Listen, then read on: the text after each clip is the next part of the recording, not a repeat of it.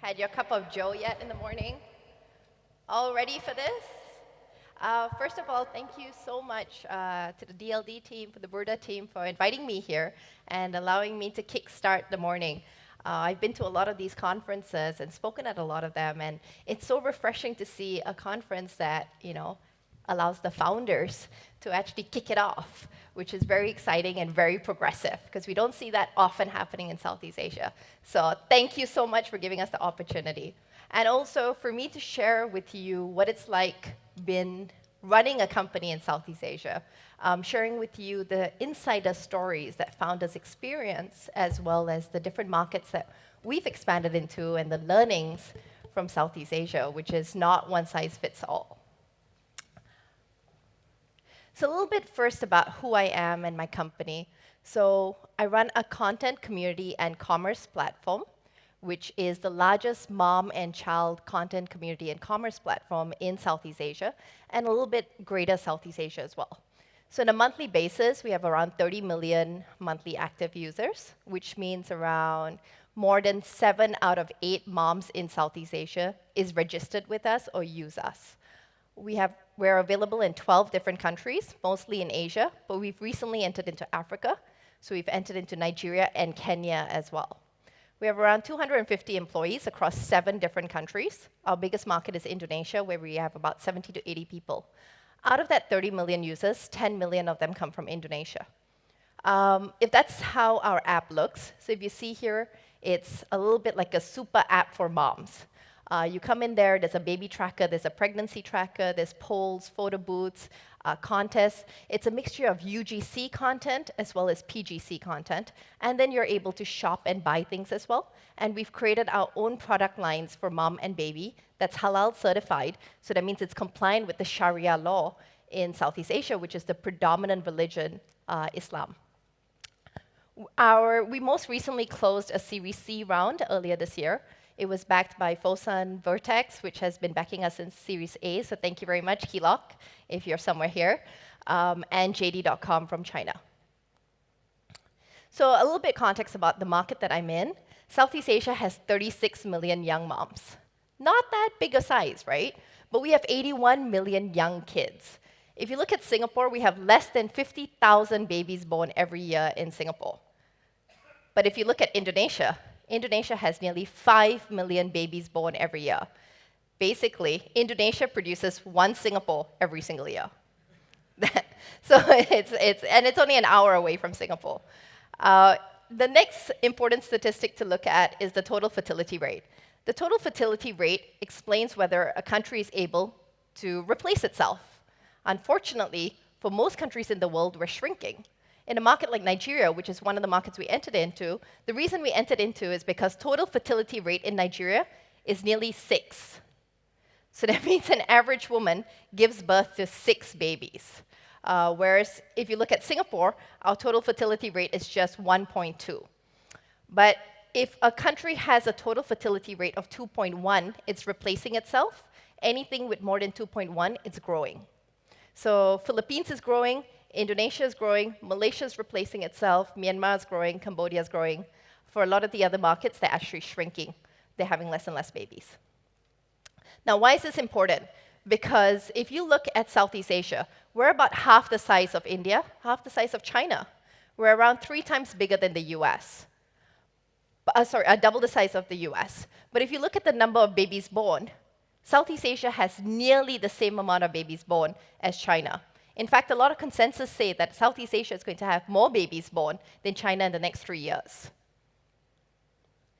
So I want to give you some context because of market, because the first thing I believe that if you want to create a good company, a big company, a solid company, not a unicorn, a solid company that could be a beta positive, that can be around for the next 100 years, it's like a stool.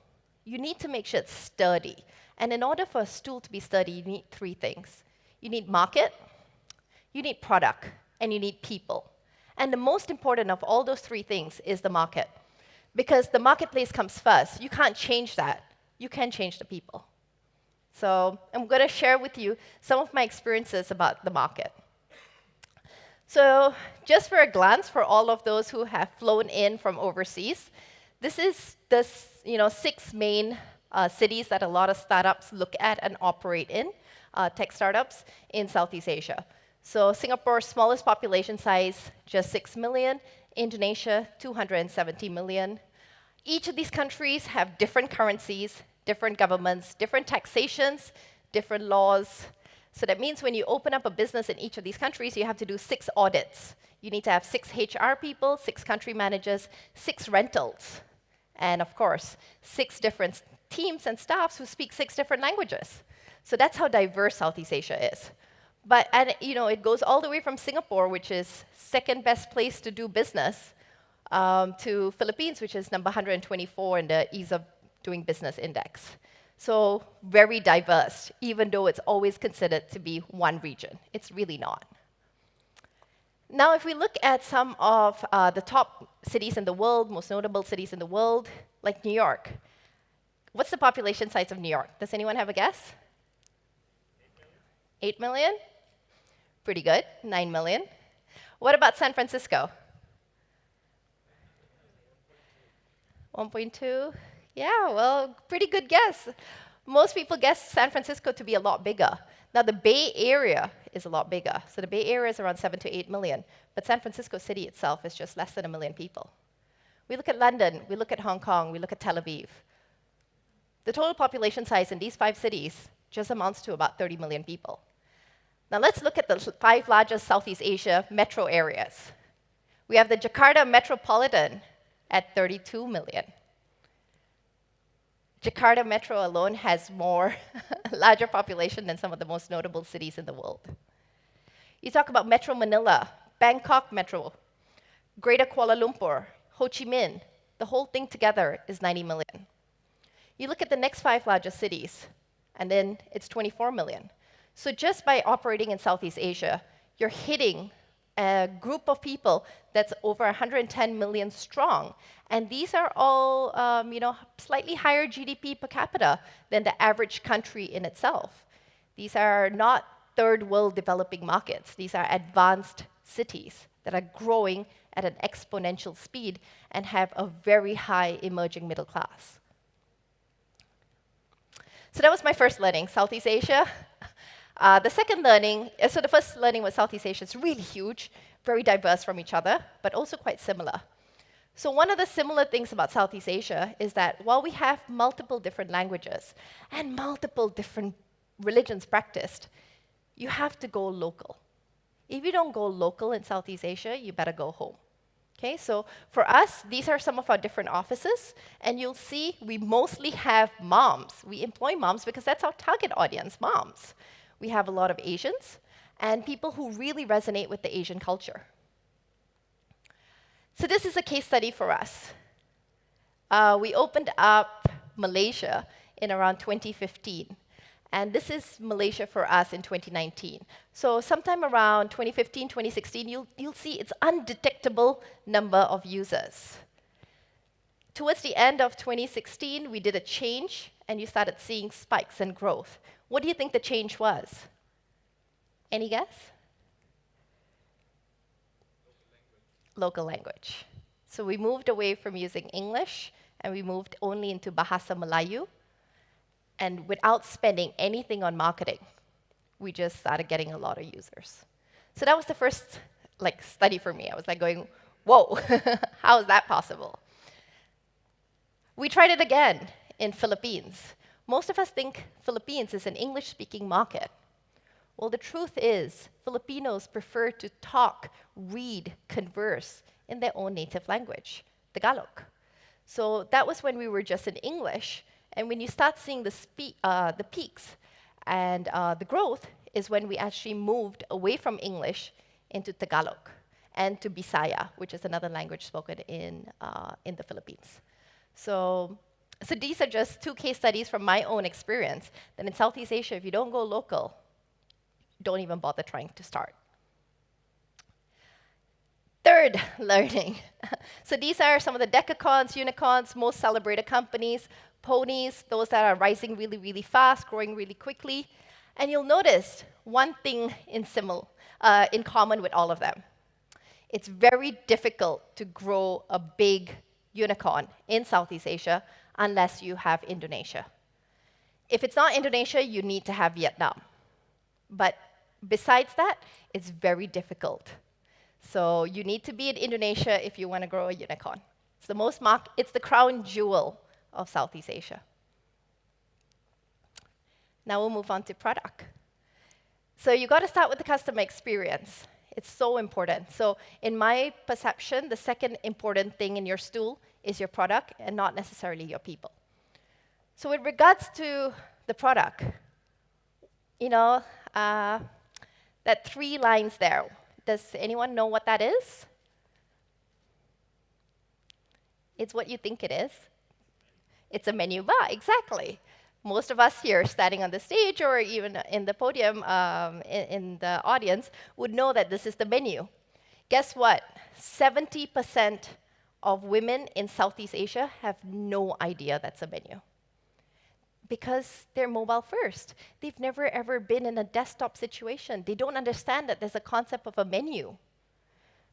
So we only learned that after 5 years of operations, where we were going, why is it nobody ever clicks there? Why is it nobody ever goes to another section?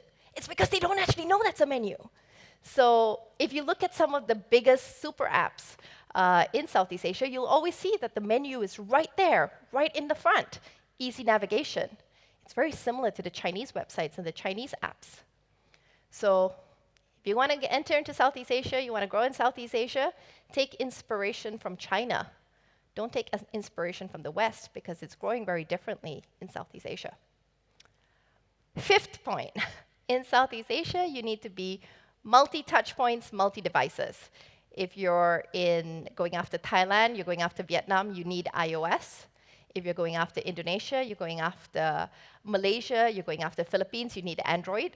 So you can't just say Southeast Asia is an Android-only strategy or Android-first strategy. Well, it really depends. If you want Vietnam and Thailand, you can't ignore the iOS platforms, and Singapore as well. At the same time, you need to be thinking about what tools you use. So this is how our web looks in different markets. That's it. In Singapore, you'll notice we have Facebook share buttons, WhatsApp buttons. And then in Thailand, we have Facebook and Line. In Vietnam, we have Facebook, Zalo, and Messenger. So you really need to understand, how are people consuming things? How are each of your users different in each of these markets? So these are the kinds of tools that we use, and our team is expected to use in order to communicate with each other and also to communicate with the larger community. So Line, WhatsApp, Zalo, Messenger, Facebook, Twitter, Instagram. So Twitter is still very much used in Malaysia and in Indonesia. Instagram and Pinterest. Pinterest is growing very rapidly in Singapore. Pinterest is trying to expand into Indonesia as well. YouTube and TikTok. The 6th learning was that you can't just be online. You have to be both online and offline. Again, Southeast Asia, very similar to China. If you look at China in 2018, Luckin Coffee founded 1,700 physical stores in 11 months. You go to Indonesia right now, you're going to see lots of Luckin Coffee clones opening up everywhere in every city. Baidu launches autonomous driving. Meituan has offline capabilities as well. And then, of course, we've all heard of Hema and all the other different types of supermarkets that Alibaba, JD, etc., opening up offline as well. And it's the same way for us here. So for us, in terms of our products as well, because we create and manufacture and sell our own mom and baby products as well, we don't just do it online. We also sell it offline. We distribute it through to the offline retailers, mom and pop shops, etc. So, and the reason for that is because Asians love face-to-face. We want to talk to someone. We want to touch. We want to feel, especially in developing Asia. And the last part, people. So I love this quote. It says, talent can't be taught, but it can be awakened. And I really feel that here in Southeast Asia, because I employ a lot of women, a lot of moms. They're not necessarily tech first, but they understand the users, they understand the product. So it's about training them, and it's about really making sure that they get into the tech startup world and understand scale and understand 10x growth that we all need. And that's quite easier to do, because as long as you have passion, you can teach someone anything. You can awaken talent. So every time I go to different conferences, I meet other founders and VCs, they always say, talent is such a problem in Southeast Asia. Talent is such a problem in Asia. There's no engineers. There's no good data scientists. We have to import them from other countries. Well, I say, yeah, I agree. Talent is really quite tough, right? But the fact is that if you have super focused specializations, give people 1 or 2 tasks to do and make them repeat it thousands and thousands of times over and over and over again, some of the most mundane things. And they end up doing a really, really good job at it, and they don't get bored. So the fact is that let's not bring the philosophy from the West. And I spent quite a lot of time in the US. I spent a lot of time in New York working there. And when I came back to Asia, I felt that, no, we should be working the same way. Like, one person needs to be amazing at a lot of different things. Moving back home made me realize, no, and it's okay. It's okay to have one person upload the photo, and another person write the headline, and another person press publish. And, and thank God salaries are a little bit lower here than they are in the West. And if you do that, and if they do that over and over again, they get good at it, and they get so excited. So just give people very niche, specific jobs to do, and they end up doing it really well. And the next thing is to create hubs where the talent lies. Let's not teach a fish how to go and climb a tree. Let's just go to where all the fish are. So the same way, India, so for us, India is our tech hub. We have all of our engineers, our data scientists, our product people sitting in Mumbai. We have Philippines as our content hub and customer service. We have Singapore for finance and legal, because anyone who's Singaporean, and I am, will know that we love math. And we grow up learning 2 plus 2 at the age of 1, and Indonesia for design. Point number 8. The founder's mindset is critical. I think this is something that not many people talk about or might not even be aware. Southeast Asia, great. We have a lot of unicorns. We have a lot of buzz. We have great articles coming out in Tech in Asia and TechCrunch, and lots of VC money flowing into Southeast Asia right now. But the fact is that the typical IPO time for horizon time is a lot longer than China or even the US. In China, you have an average of 3 to 5 years before a company exits or IPOs. In US, it's 4 to 7 years. In Southeast Asia, often it's taking more than 10 years. We have Razer. Razer's 21 years old this year. We have companies like Tokopedia, companies like Gojek. They're all a lot older than we think they are. So the fact is that in Southeast Asia, the average time, Property Guru filing for an IPO this year, I think they're 13 or 14 years old. So it takes a long time, which means that trying to do the China work ethics of 996 does not make sense. That's the one thing we should not adopt from China. Everything else, yes. Because we have to do this for the next 10 to 15 years, which means we're going to get married, we're going to get divorced, we're going to have an abortion, we're going to have a baby, we're going to have a miscarriage, we're going to have lots of different things that happen in that 10 to 15-year horizon. And we need to be prepared for that, which is why it's so important, it's so critical to pick the right founders and also give them space, because it's a long journey. It's not a sprint. And for the founders, what it means is that you can't slow down, because the moment you slow down, someone's going to come in and eat your pie. So you got to just keep going at it, and you need to have resilience and tenacity. The last point, which is to rally the troops with a common cause. EY had this study, it's a great study, which talks about purpose. In the last 3 years, 58% of companies that prioritized purpose achieved 10% or more revenue growth over 3 years than companies that did not have purpose. So having a purpose is so important, because you get to rally the troop. You also get to know, as a company, you go beyond just going for GMV, ARPU, and all the other kinds of metrics we generally track. It's a long journey. We're spending so much of our life, our sweat, whether you're a financer who's backing us or whether you're one of the founders. You're giving it your all, which means that you really need to have a purpose beyond just wanting to build a unicorn. So it matters to your employees, your profit, your leaders. So for us, our purpose is to help 50 million women have healthy pregnancies and raise happy, healthy families. But we took it one step further, and we said it's great to have a purpose, but you also need to have a cause. So for us, our cause for 2020 is to reduce the number of stillborn babies by 10% in Southeast Asia next year, which means these are babies that could have prevented from dying And we're taking the ownership, and I'm publicly stating it to you guys, that we're going to be working our butts off towards this purpose, because I think there could be nothing more meaningful than knowing that we're not just having great ARPU, great GMV, and bringing a lot of profit to our shareholders and ourselves, but really we're saving lives. And that's our purpose. What's yours? Thank you.